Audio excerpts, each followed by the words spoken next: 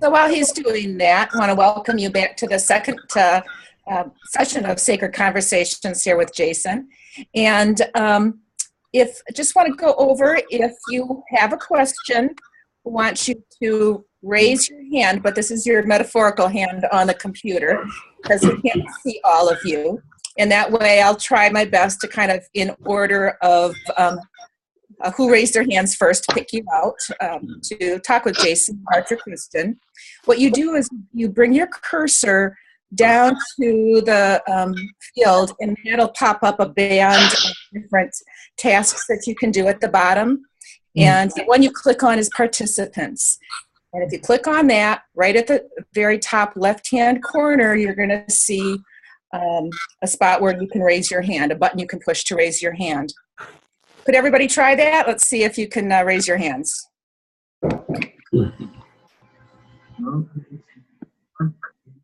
I see lots of them. Not your pretend one there. So Ellen, what we want to do is get you, there you got it. Thank you. You're being silly, aren't you? All right, looks like most people got it there. Good. Okay. Also, you can just click on the chat on that bottom bar as well, and with your question if you prefer to do it that way. That's perfectly fine. We're muted. Okay, Bev, you're the host. You can mute everybody but Daniel and Betty. Okie dokie. So I think I'm gonna go ahead and start recording before I forget to do that. So I'm gonna go ahead and mute everybody for a moment here. Yeah, I'm sharing that.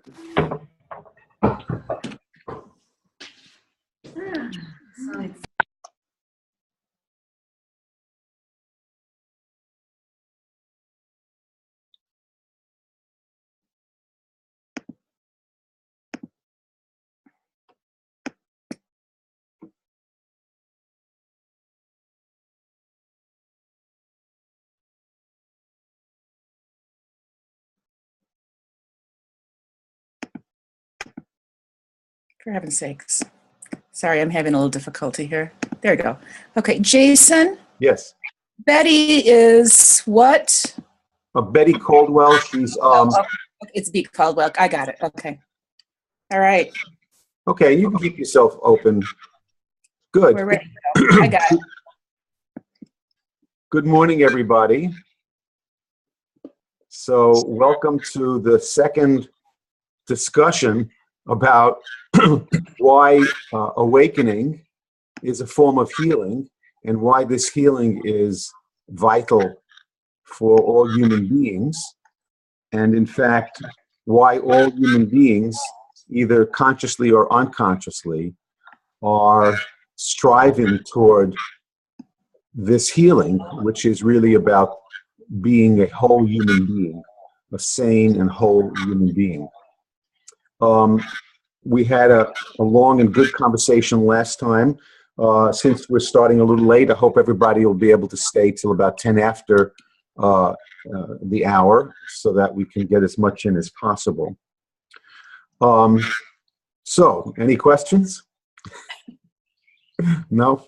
So we'll use a lot of hand signals. If I say something that I think I want to make sure you understand, just give me a thumbs up. If you don't understand it, give me a thumbs down. Of course, that'll make me very anxious, so try not to do that. If you're not sure you want me to repeat it, just, I don't know, put your hands in your ears. So, let me tell you a little story. Jason? Yes. Before we get started, I don't know, there's quite a funny noise coming in the background. It's a bit distracting from, I think it's... Let's just take a look here. I do hear that. It sounds like somebody has... It's a feedbacky thing. Yeah, I'm just looking to see if everybody else is... no one has a radio on, right? No, I think it's see, now I'm even getting feedback on my voice. I think. It's like a feedback in the system.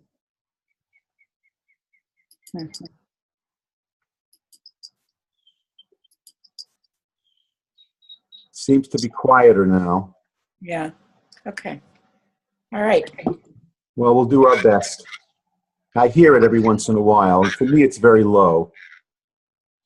1, 2, 3. I'll just go on. Yeah, I hear it when I talk. It must be some sort of a feedback. Let me see if I lower my 1, 2, 3. Is that better or worse? I don't hear you, Bev. You're muted. I muted myself to see if it was me. It doesn't seem a lot different. Okay. Seems But like it's- everybody can hear my voice, okay? Yeah. Give me a thumbs up if you can hear me, all right? Okay. So we'll just have to bear with this. We have people from all over the world here, so it's really quite amazing, actually. So here's my story. This is a true story. I was driving to a doctor's appointment, and I live in an area in New Jersey that is somewhat rural. I live on a dirt road, and there's a few roads that get me to the main road, and those roads have a speed limit of about 15 or 20 miles an hour, so they're quite slow. And I was a little late for my doctor's appointment. I knew that I'd have to drive rather rapidly. And so, of course, I wanted the world to conform to my needs. So I got behind this guy in a pickup truck, and he decided to go the speed limit on these roads, which are actually quite safe at higher speed, but it's a 20-mile-an-hour road. So there I am, and he's going 20 miles an hour, and I'm behind him. And then we got onto the main road, which is 50 miles an hour, and he's still going, 40. So we get onto the highway, and I veer off and pass him and go toward my appointment at a higher clip of speed. I kept looking in my rear view mirror to see where he was because I was pissed off. And I'm saying, I just want to see who was driving. Who was that person who was driving 20 miles an hour and slowing me down? So suddenly I said to myself, I'm carrying this guy still. I'm still carrying this guy from 8 minutes ago when he was slowing me down. And I said to myself, I don't want to be that guy. And then I said to myself, I am that guy.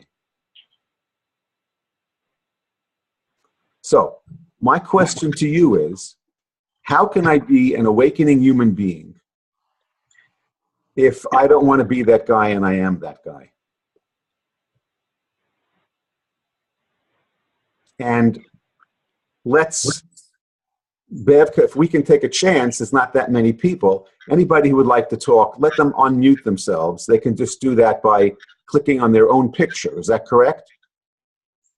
I can't hear you. Just give me a physical sign, Bev. Yeah. And so that's my question. I don't want to be that guy. I mean, that guy was a jerk. I was, carrying this guy forward all the time. And I don't want to be that guy. So that's kind of noble. That's good. But I am that guy. I'm that guy who does that and will probably do it again. What does this have to do with awakening? And is awakening possible with someone who has both of those qualities? That's my question to you. I need an answer, please. I'll give it a shot. Okay. This is Daniel. Yes, hi, Dan. And thank you for identifying yourself. If people will identify themselves, that'll be great. Go ahead, Daniel. So the only thing I noticed as you were talking at the end was you held your heart. I did? Yeah. You put your hand over your heart, and I don't know, this got something to do with just kind of being, you used the phrase last time, I think, of just being kind to yourself. That you are both those people, and that's just sort of the end of the story. Okay. So that's an interesting answer. I'll write that one down. So kindness comes into it. Holding your Okay. heart. Yep, okay. Thank you. So mute yourself again. Anybody else? You can just click on your picture and you can mute yourself that way.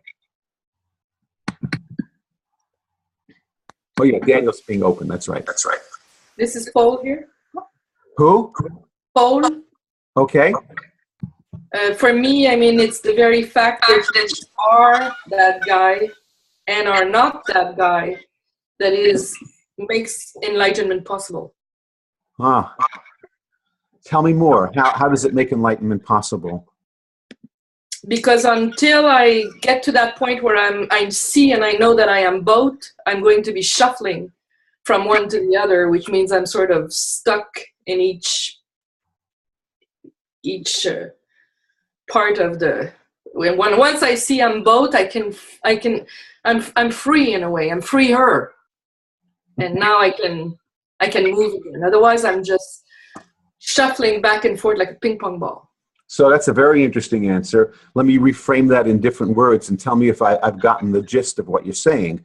You're saying we have to move from a binary kind of existence where I'm either this or I'm that to a unitive kind of existence where I'm both. And I don't battle with the both. And I don't battle with the both. The both is somehow okay. Yeah. Well, that would bring in Daniel's comment of kindness, wouldn't it, also? Absolutely. The only way we can do that is to be kind. Kind and accepting. Accepting and kind. Tolerant. Yeah. Okay. Very interesting answer. Someone else? Yes, go ahead. You have to unmute yourself, Juliet. Just on your picture, click on your picture. There you go. There you go. Hi, I'm Shelly. What's the name? Shelly. Hi. Shelly from South Africa. Okay. I think that you have to, it's that connection between transcendent self and immanent self, in a way. And it's the conflict between the two that is integrated. So on one level, you accept your humanity and its limitations, and you aspire to change that and improve that on one level, while simultaneously you understand that you are beyond that. And it's a very, very, very difficult connection. It's the point of the cross, the vertical versus the horizontal. And that's where all the challenge lies. Wow. Okay, another very interesting answer. Thank you. I'm feeling better already. Thank you. Hello. Hi there. I want to give like quite a practical example because I had a really hard day with my mom yesterday. Yeah. And she's like the hardest person for me to be around, actually. And it's like your question was, how can I be an awakened human being if I don't want to be that, I put that woman. And it's like, I don't want to be my mother. I don't want to be my mother, and I'm resisting this, and I'm resisting her, and I'm in this conflict around it, and it feels really awful inside of me, and then I feel guilty because I don't want to be her. And then I think that kindness came into it, just being okay that I was getting irritable, and that's all right, and I don't have to be perfect and kind and all the time, and it's okay that I was getting irritable with her, and then just being okay that she's a part of me, and I'm like that sometimes too, and that brought me into more peace. Okay. I'm going to make a mark on that one. I want to make a comment on it in a few minutes.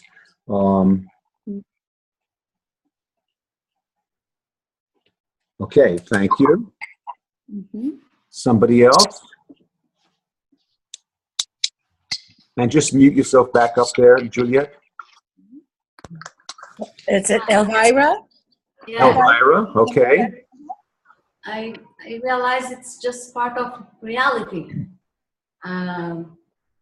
It's the reality. I have the same troubles with my mom, and so it's a reality. I have this relationship with her. I know it's not always reality that I have someone lower speed in front of me, but it's reality that it happened. And so awakening takes also me in the reality of what is of the now, of what is happening. Okay. I'm going to make that's similar to Juliet's. I'll make a comment on that in a moment. Okay. Thank you. Irma has her hand up. You can just, well, here. I got you on mute, Irma. Go ahead. Hi, Jason. Who's that? I have to wait till the picture comes up. Keep talking. Irma. Hi, Irma. How are you doing? Good. How are you? There also feels to me that there's an element in this of needing, for me, self-forgiveness. Because I'm that woman. I'm an asshole sometimes. And being kind, the kindness absolutely comes into play, but there, for me, needs to be an element of self-forgiveness and being able to hold all of it, and even not being able to hold all of it. To somehow forgive myself for not being able to hold all of it. Okay. There's that piece in there also. Okay. Certainly true. Certainly true. Thanks, Irma. Nancy? Is it Nancy Goldstein? Yes. You already alluded to this when you were talking about the unitive state. The words that came to mind for me were separateness, that you were addressing the ways you automatically made yourself separate and then recognized the lack of separateness, the oneness also. But I am separate. Separate's part of my existence. I wasn't in the same. You are separate, and you are him. Both. I think the existence of both of those. I'm that guy who was slowing me down. Yes. Oh, okay. All right. So let me say. We all are. I had somebody last night doing the same thing. I was the asshole also last night. So. Yeah.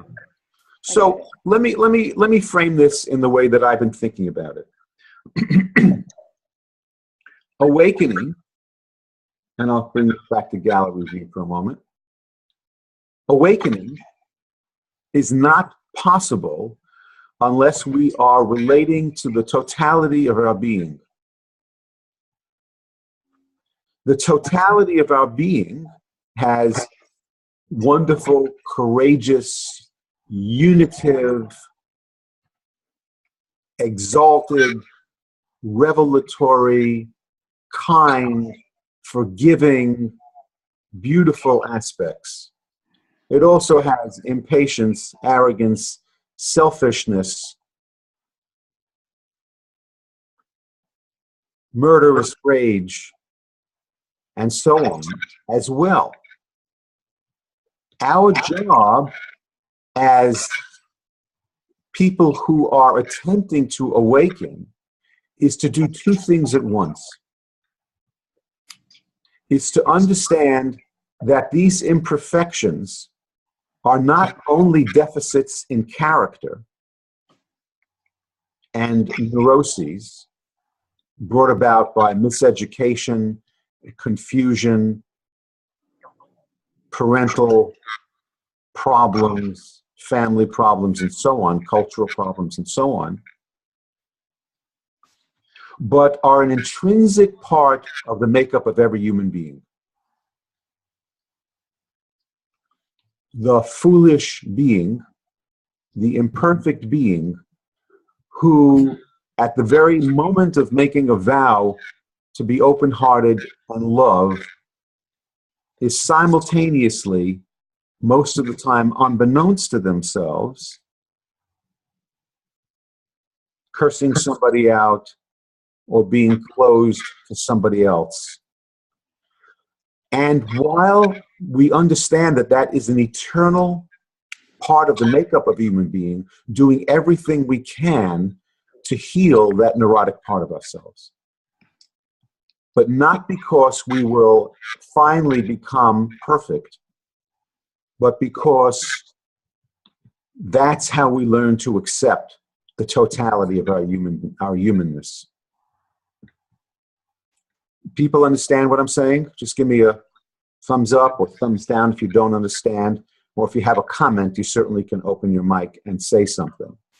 So just to kind of reflavor this again,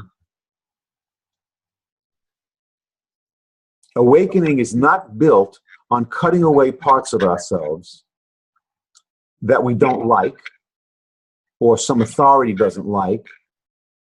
This has nothing to do with discipline, by the way. That disciplining ourselves is yet another topic. But there's no kernel of gold within us that we have to seek. The entire thing is gold. The entire thing is the kernel. With its imperfections, with its selfishness, with its courage, with its beauty, with its arrogance, and so on, while we simultaneously do everything we can to heal those things, because the process of doing that is what builds the kindness and forgiveness that is necessary for us to begin to accept the totality of our beingness. Let's pause for a moment and see if you understand what I'm saying and agree or disagree with it. Now, Esther Sadie has her hand up. I don't know if you still wanted to talk. I will just briefly comment because Jason Schulman said something that I was basically going to say. I was going to talk about accepting the paradox of life. And as a practicing Jew, it made me think of the Hasidic tale that talks about having a coat. We all wear a coat with two pockets, and one pocket is filled with sand and the other is filled with gold. And we need to be with our coat, with the sand being the dark, the negative, the part is where we're being a jerk, and the gold being the part where we're being awakened. Well, I would tweak that just a second, if you don't mind. I would tweak that just a little bit. Awaken comes from both pockets. Yes, I actually was saying that. Maybe I wasn't clear. Yeah, awakened is not the gold. Awakened is the sand. Awakened is being with our coat with two pockets. That's right. Yeah. That's right. Yeah, then we agree. Yeah. Thank you for the comment. Anyone else?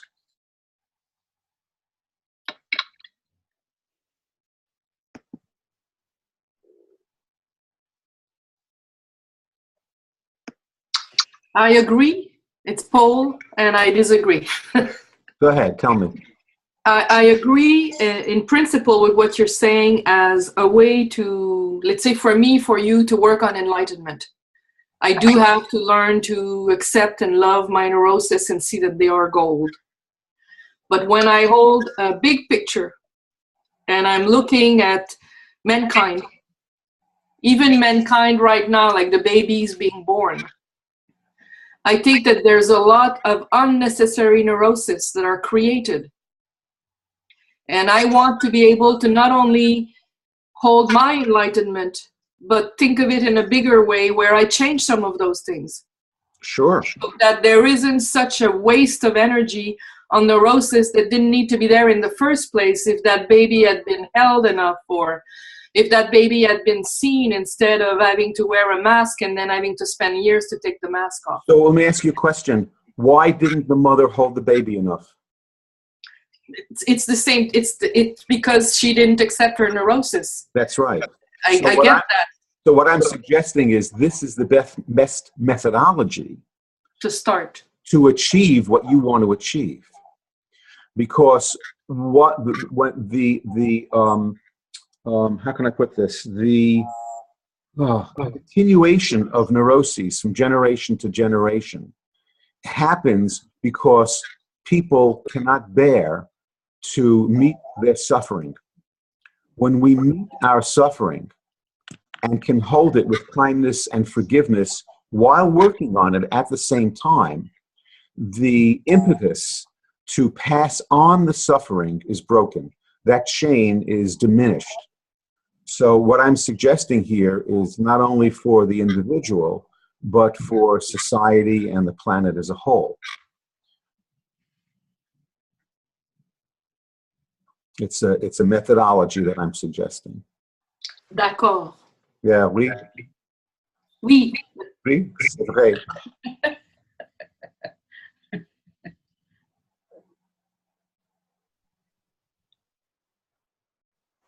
Yes, Yvette. What I felt is like that our imperfection, they can be a remedy for our healing. À haute voix. Wait. That our imperfections, they are the remedy of our healing. A lot of Yes. that. Yes. And it seems like to me like returning the klipot somehow. Yes.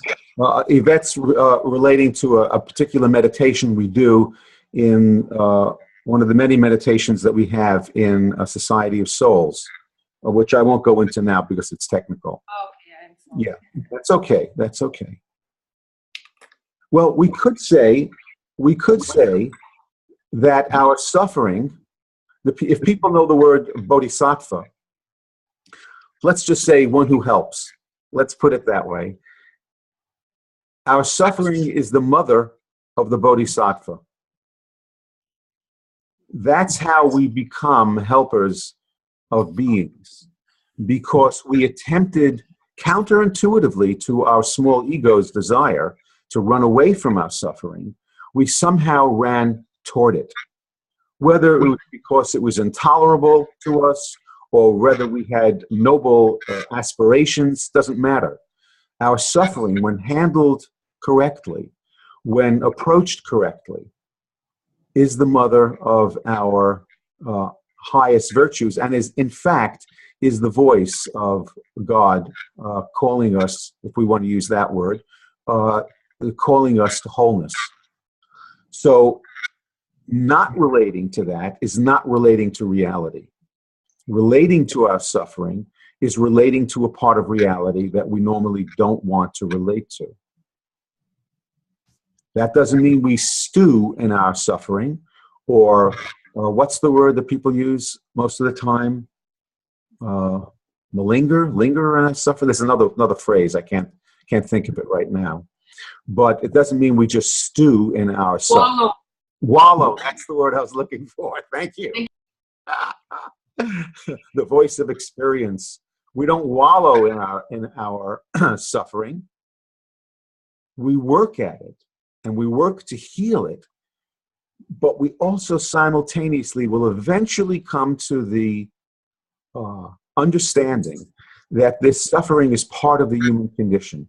Just the fact that we know that we will die, that we're conscious beings who know that that will happen, casts a suffering pall over the entire thing. All of this, by the process of accepting, forgiving, loving our foolish being that we are, turns all of that, as the Pure Land Buddhists say, into gold, and becomes the gesture, if you will, of enlightenment. It's not metaphysical, it's not mystical, it's earthly, it's down to earth. Sanity, in fact, is an earthy quality and not some lofty, otherworldly quality. It's meat and potatoes. Unless you're a vegetarian, then it's beans and rice.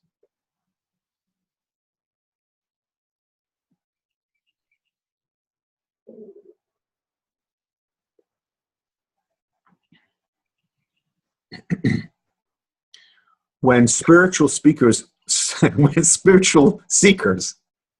start their journey. The hardest part is to begin to uncover their foolishness and bear the fact that the more they uncover, the more they find.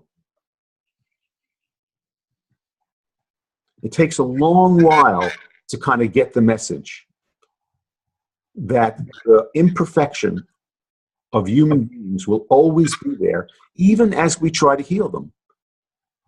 That must be done for a number of reasons, which I'll go into.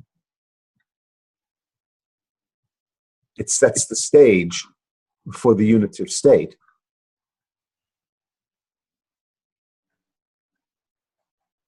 Which is why we need a community. To do this alone is very difficult. To have someone you can call a spiritual friend you can take a walk with and have the support to do this counterintuitive, magnificent, and beautiful work is something that we need a society for, of any sort. A friendship circle, spiritual elders, people who have been on the journey.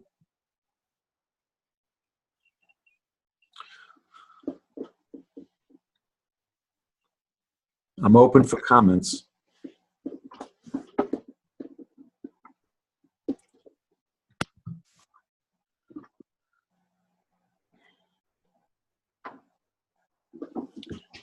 Can you hear me? Yes. We've been mentioning the unitive state frequently enough. I wonder if you could expand on it to go beyond maybe thinking that it might be some kind of a religious state or being one with God, or what do you mean? Okay, so let's talk about the misconceptions first. Yes. There are many explanations of what the unitive state is, which I consider erroneous. So let's take some egregious ones. And I say this not only from my knowledge of growing up in the spiritual world, but from my own personal path of what I understood. So here, I'll tell you a story. Back in it's probably around 1969, 68, 69, I began sitting Zen. And of course, I was extremely interested in being enlightened, because from what I had read, being enlightened was going to solve my problems, of which I had plenty.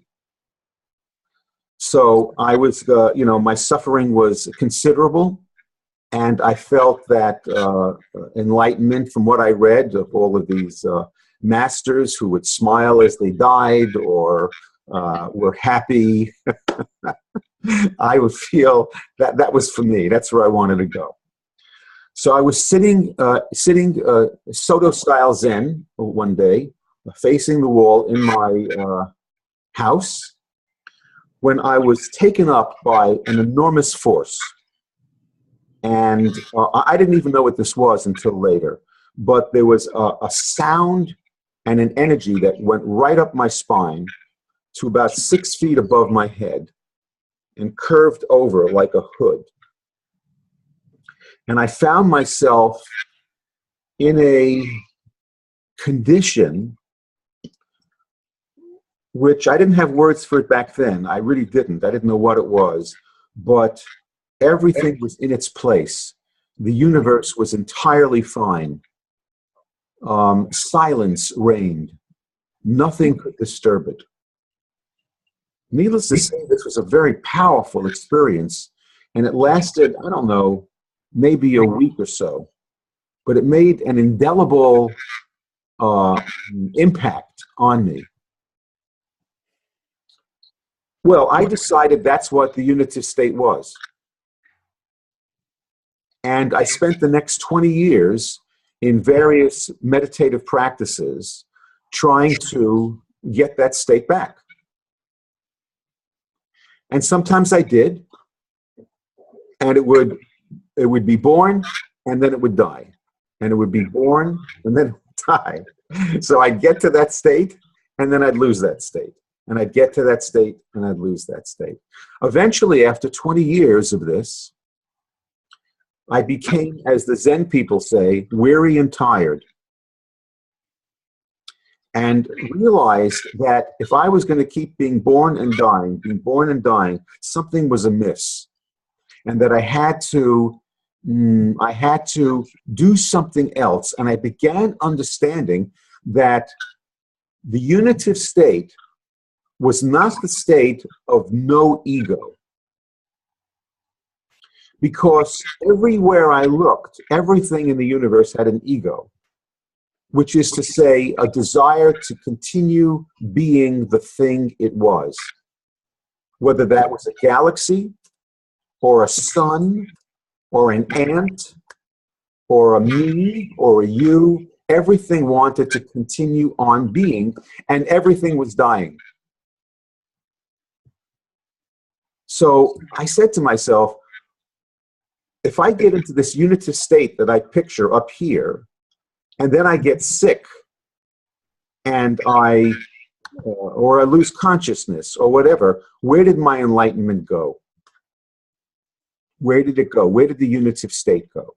So I began to understand that the unitive state had nothing to do with not having an ego or seeing the ego as illusion. It had to do with healing the ego. Because the ego was a valid part of our humanity and needed to be included. In fact, it was not only a valid part of our identity, it was, in fact, the perfect vehicle for beauty when it was here. It was an extraordinarily beautiful thing as it healed. So I began understanding that rather than this good, this bad, that the whole thing was what I needed to relate to. That meant that suffering was part of it, losing it was part of it, gaining whatever I thought it was part of it, that it went past all of those definitions to life and life's movement, and that the unitive state did not reside here and not here, but here and here. I considered that, since I was using the word God at that time, the paradox of constant presence, which means that God is present when God is not present. You follow? Hope people following this? So it became an entirely different life. Instead of searching after this peak experience, I realized this was only an experience. And guess what? This was only an experience too. So I became somebody who was beyond experience, because I included all experiences, including, and here's a good one for you to think about, including when the whole thing fell apart and I didn't know what I was doing. That was another experience. So I had to include in this wave of life even failure, even confusion, even success, even selfishness, while all the time working on the things that I could work on to become a less neurotic human being so that I could achieve some of these things and not pass on my neuroses to other people. So the unitive state, unlike some teachings, let's call them teachings, where it becomes what we call in Kabbalah a yesh, a place, a thing to achieve. Now we're here, we've gotten there. Instead of that, it becomes the totality of everything, in which case you have no territory to defend. Of course, we're human beings and foolish ones, so sometimes we forget that we have no territory to defend, and we start defending ourselves from some of the territory. And that needs to be included too, with the qualities that some of you told me about, such as kindness and no longer binary and forgiveness and so on, which became the fundamental lubrication for the spiritual path to be one that can be lived. Not a peak experience, but an every minute experience. Does that help, Ellen? Just unmute yourself a sec. Absolutely. I think that is the centerpiece of our work, and beginning this conversation to the larger audience. Thank you. You're very welcome. And any comments? I welcome any comments or any comments.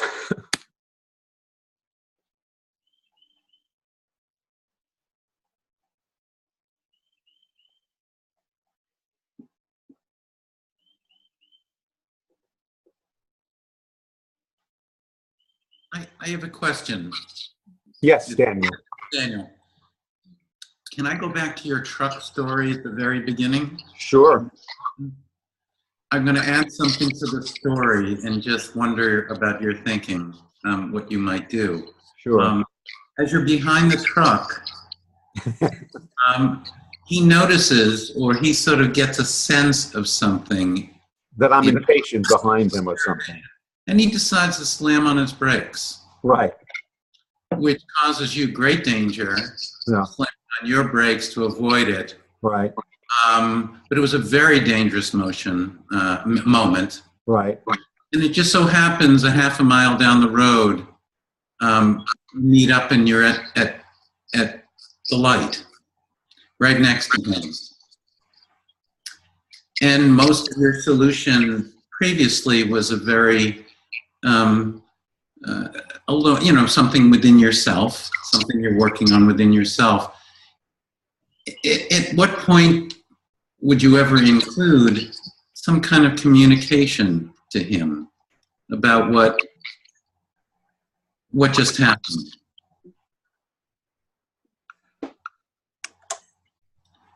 Or am I way off on this? No, I'm not sure. I'm not sure exactly what you're asking, but I don't know what I would do. See, I would know that I would probably want to find out if his slamming on the brakes was his response to my impatience. Now, if it was still not justified. And ideally, which probably would never or rarely happen, I would say, listen, was that a response to my impatience? And if he said, yes, you're such an asshole, I would say, I'm sorry, but that's a terrible response that you had. It was dangerous and it compounded the problem. Now, that's in a totally rational world where I was some sort of imaginary perfected being. And so in reality, I don't know exactly what I would do. I'd probably have to be talking to myself a lot and realize that I had set this particular karma in motion myself by my procrastination to get out for my appointment, and then my emergency mode, wanting everybody to make way for me. You know, at the same time, it doesn't justify him doing what is a dangerous thing. So, you know, it gets very subtle, and obviously we can extrapolate this to any conflict resolution situation, whether it's political or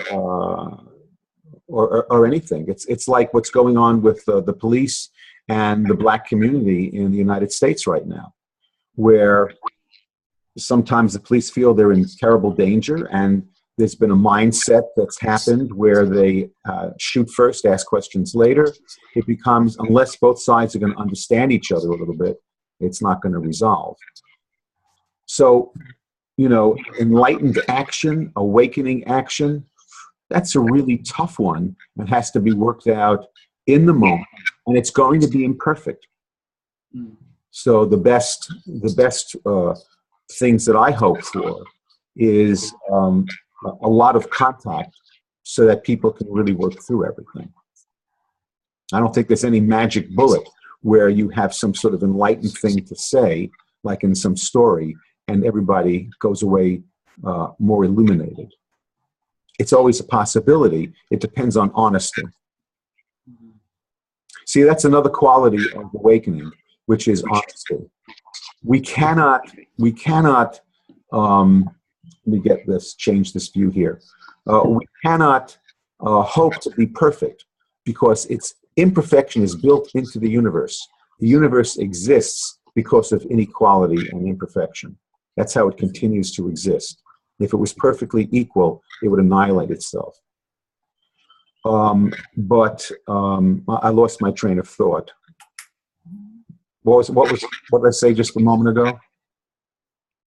Well, you were talking about something about perfection. Yeah, thank you. But we can perfect our honesty. That's something that we can do, and even then it won't be perfect. But honesty is a way of not having territory to defend, not having internal armies standing at the ready to defend who we think we are. Goes a long way. Honesty is Thanks. interesting. I have a question. Sure, Betty. Okay. Just one moment. Someone else has their mic open. So let me just check if I happen to see it. It's Shirley. Okay. Okay, so just shut your mic. Yeah, shut your mic there for a moment.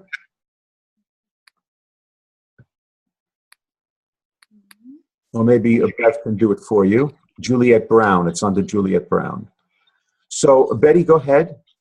Yes. I've been trying to figure out how to address this, and you saying imperfection is built into the universe gave me a way to think of it. My experience of the awakening, enlightenment, it is both irresistible and really hard work, really difficult. And yet it is irresistible. That's my experience of it.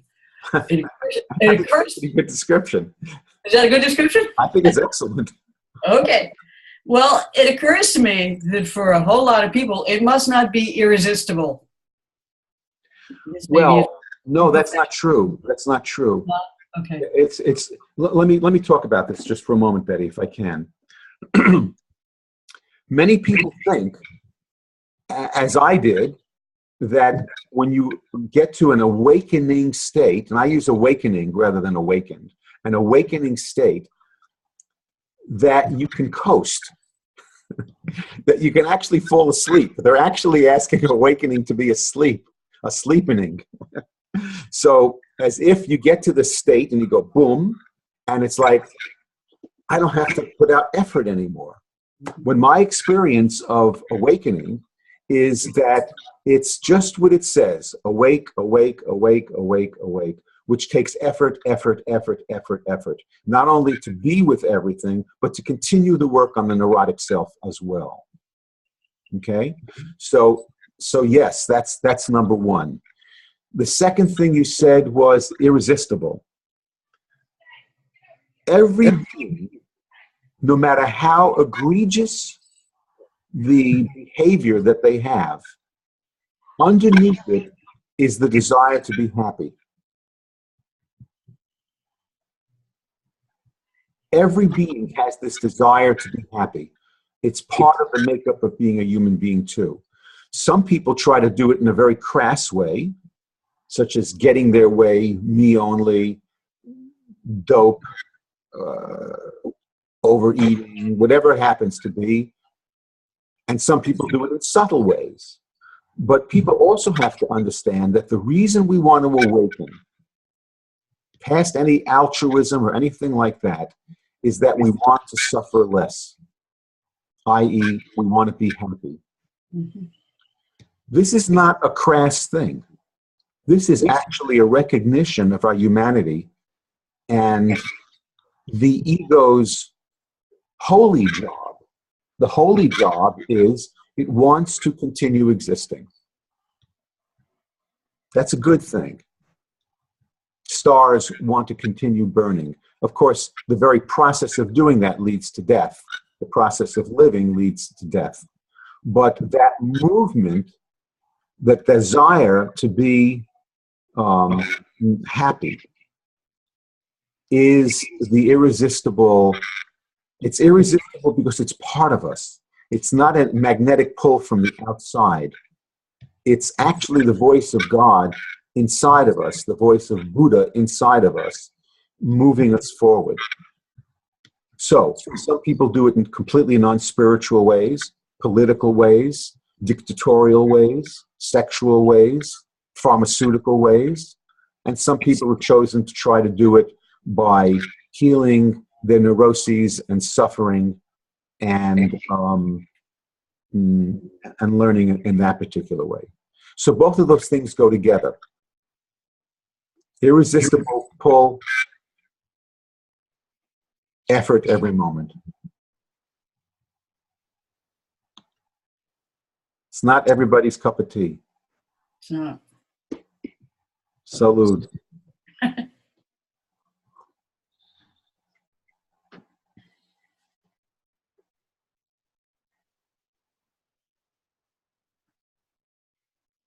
Go ahead, Juliet.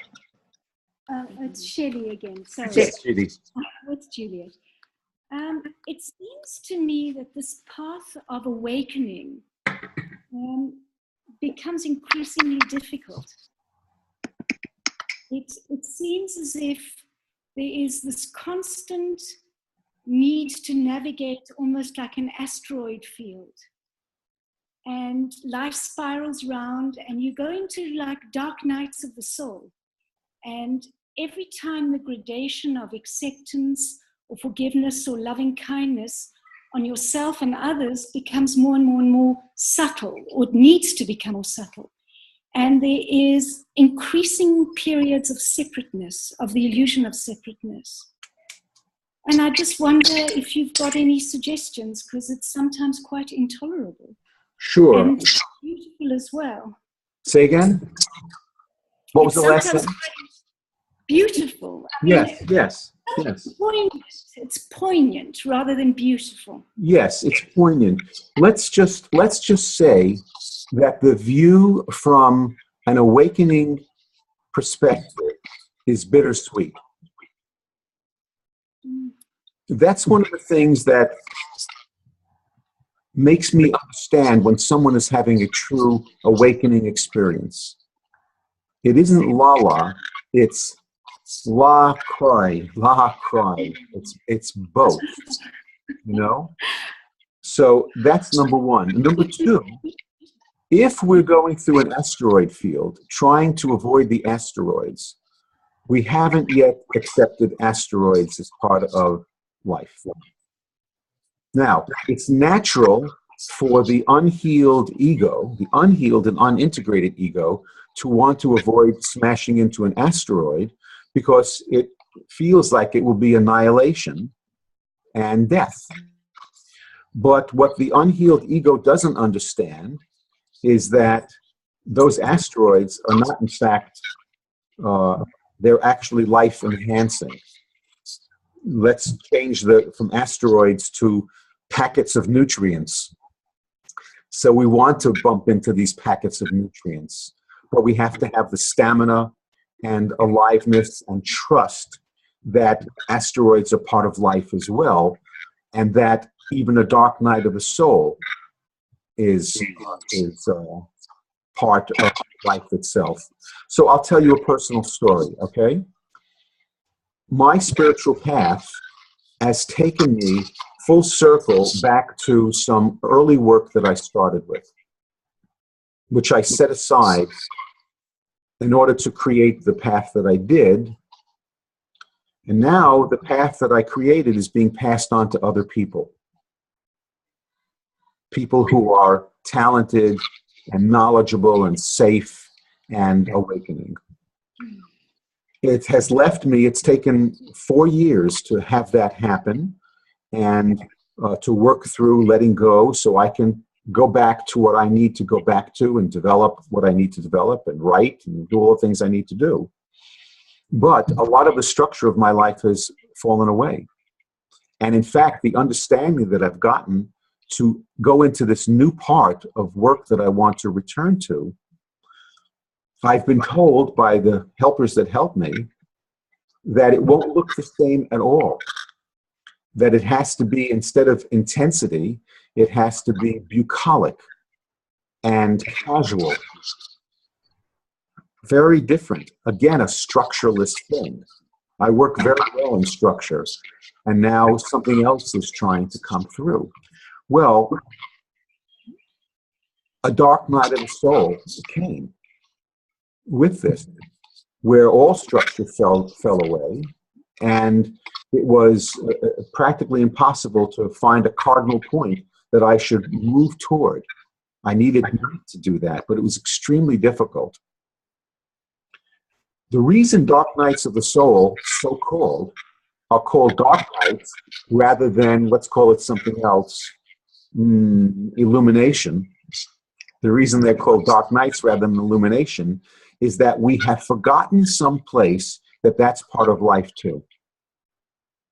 The more that I have accepted this dark night, it didn't become a dark night, it became a place of, and I'd love to add a word to illumination, such as unknowable illumination. Because I don't know what it's about. I don't know where it's going to carry me. It's not like, oh, illumination, oh, now I know. No, no, no. It's illumination, huh? Like that. So in the stage that you're talking about, that's kind of the process that someone has to go through.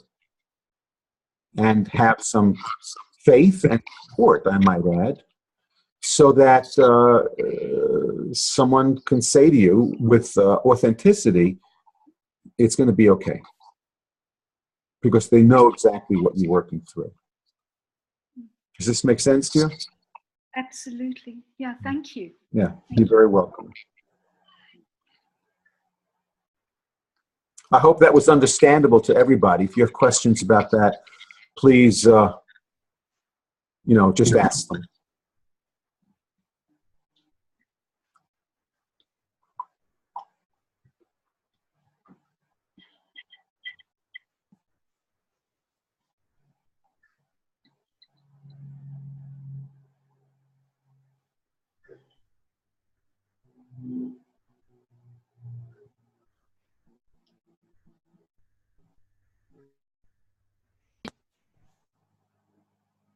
Hi. I don't know if it's helpful to add another image to what you just talked about. Well, let's try. Let's see. Because my image is like, when I think of dark, dark is the place of conception and gestation. At least that it's in its physical sense. And I think that when we go through a dark night of the soul, in a way, we're bringing in a new, whatever we want to call it, aspect, mission, perspective, and it needs a remelding or a melting down of some of the things that have become fixed. And so by going back into the dark, it's like, a new seed can come out. And it is disorienting, not because the process is disoriented, but because we, having an ego that's become quite structured, have become attached, which is the nature of the ego anyway, attached to life, attached to itself. And once I see that, then it's not that the process is easier, but I have an understanding outside of what my experience is that says it's okay. Yeah, so I think that's a very valuable addition. I think that's another way. Tell me your whole name. It's Paul. Oh, it's Paul. Hi. Paul. I didn't recognize you. Yeah, I know. I'm late. I didn't. Anyway, I'm here. Yeah. So it's Paul. So I think that's a very valuable addition. So that's another reframing. I'm talking to everybody now. That's another reframing, because although Paul said that it doesn't make it easier, it actually does in some way, because it adds the quality of patience, doesn't it? It allows us to have some patience as this process unfolds, because the seed, to use your metaphor, needs not to be disturbed. It needs to have that darkness so that it can sprout into some new plant, taking a new medicine, taking us into some new direction. So I think that's a very valuable reframing of this.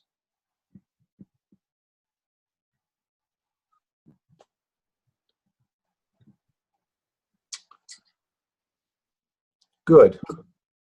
Well, are there any final questions? We're getting right to the end. You know, I love this. We have people in Brazil. I think you're in Sao Paulo, right? You're in Sao Paulo and South Africa and New Jersey and Switzerland and all over. So it's a wonderful thing. It's a wonderful thing. And Oregon, I think this guy is in Oregon, I'm not sure. Mr. Newman. No, not in Oregon anymore. California, Brooklyn, Hoboken, Minnesota. Where?